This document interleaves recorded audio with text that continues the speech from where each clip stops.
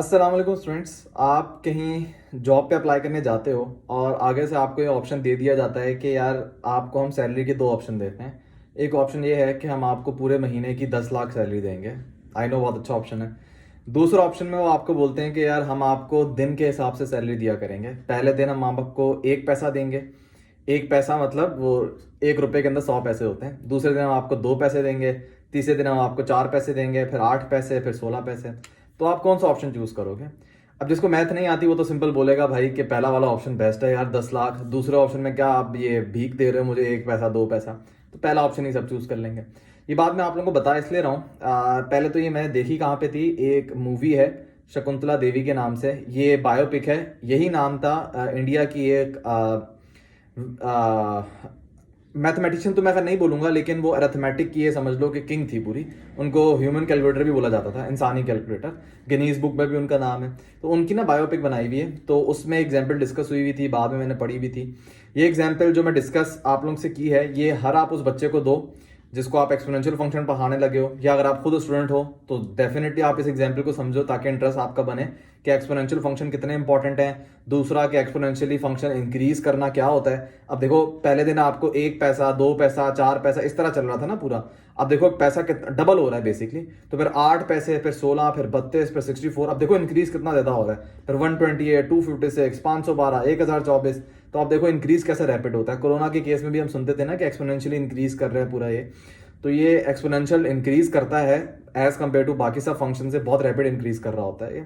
तो एक तो ये बात आप सीख रहे होगे। साथ आप इसमें ये भी देखोगे कि एक्सपोनेंशियल फंक्शन की एप्लीकेशन ही है ना। अगर आप देखो ये बेसिकली जनरल फॉर्म है 2 की पावर x। x की जगह 0 पुट करो तो 1 आंसर आएगा। 1 पुट करोगे 2 आंसर आएगा। 2 पुट करोगे 4 आएगा। 3 पुट करोगे 8 आएगा। तो जो पूरी मैंने आपको एग्जांपल दी है, जो हर दिन आपको सैलरी मिल रही है, इसको जनरलाइज लैंग्वेज में लिखें तो ये 2 की पावर x एक एक्सपोनेंशियल फंक्शन है। इससे आप ये भी सीखोगे कि मैथ की एप्लीकेशन बहुत है। नॉर्मली हमारे यहाँ बोल दिया जाता है कि a+b होल स्क्वायर का फॉर्मूला मैं कहाँ पे यूज करूंगा। जिनको मैथ नहीं आता ना वो फिर ऐसी बातें कर रहे होते हैं। तो वरना अगर आप देखो, मैंने ज़कात की कैलकुलेशन में बताया था, इवन मैंने आप लोगों को गोल्ड की कैलकुलेशन के अंदर बताया था। मैथ की रियल लाइफ में एप्लीकेशन बहुत मिल जाएंगी, और एडवांस लेवल पे अगर आप जाओगे तो आपको तब भी समझ आएगा कि मैथ हर जगह पे इन्वॉल्व है। बहरहाल इस एग्जाम्पल के ऊपर आ जाते हैं। सबसे पहले अगर आप देखो, मैं ये नहीं आपको बोल रहा कि आप पूरे 30 दिन की सैलरी सम करो। अभी मैं जस्ट आपसे बोल रहा हूँ कि जो ऑप्शन नंबर बी है ना, उसमें आखिरी दिन जो है ना, एज्यूम कर लो 30वां दिन आखिरी है, 30वें दिन की बस सैलरी निकाल लो आप। पूरे महीने की सैलरी मैं सम नहीं कर रहा, अभी आपको दिन के हिसाब से मिल रही थी ना दूसरे ऑप्शन में। आप जब 30वें दिन की सैलरी निकालो, सिंपल सा है, एक्स की जगह पे आप 29 पुट कर दो। तो 2 की पावर 29 ये पैसे के अंदर आ रहा है, तो आप इसको डिवाइड बाय 100 करो, रुपए के अंदर आ जाएगा। तो आपको 53 लाख मिल रहे हैं सिर्फ तीसरे दिन। तो सॉरी, सिर्फ 30वें दिन 53 लाख मिल रहे हैं, जो कि पहले ऑप्शन में आपको पूरे महीने के 10 लाख मिल रहे थे। यहाँ पे आपको सिर्फ आखिरी दिन जो है ना उसमें 53 लाख मिल रहे हैं। अगर आप पूरे महीने की सैलरी सम करना चाह रहे हो तो एक बेसिकली ज्योमेट्रिक सीरीज है ये, 1 2 4 8 16 ज्योमेट्रिक सीरीज है। तो आप ज्योमेट्रिक सीरीज का फॉर्मूला लगा दो।